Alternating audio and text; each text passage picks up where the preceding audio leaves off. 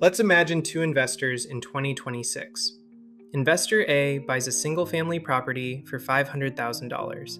He puts money into the deal, waits for appreciation, depends on rent growth, and hopes the market remains strong. Investor B takes a different approach. Instead of buying the property, he lends against similar single-family housing assets. He earns structured income, gets paid first, and benefits from built-in downside protection.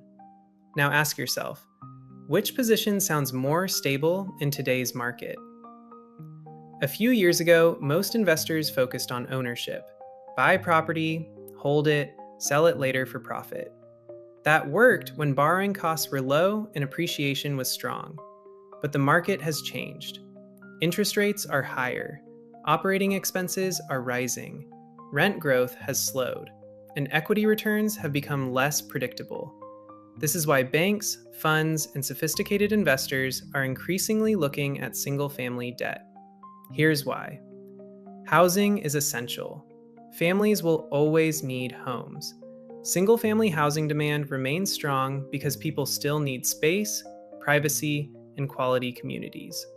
Now think about risk. Imagine owning one apartment building with 200 units.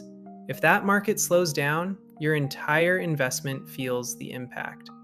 Now compare that to financing a portfolio of 200 single-family homes spread across different neighborhoods. The risk becomes diversified. Another key advantage is position. In most real estate deals, debt gets paid first. Equity gets paid after everything else. If a property faces challenges, lenders often remain protected because equity absorbs losses first. That creates stability.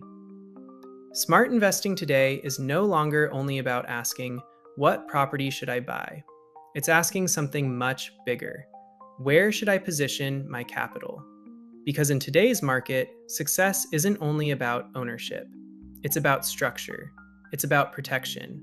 And increasingly, it's about single-family debt.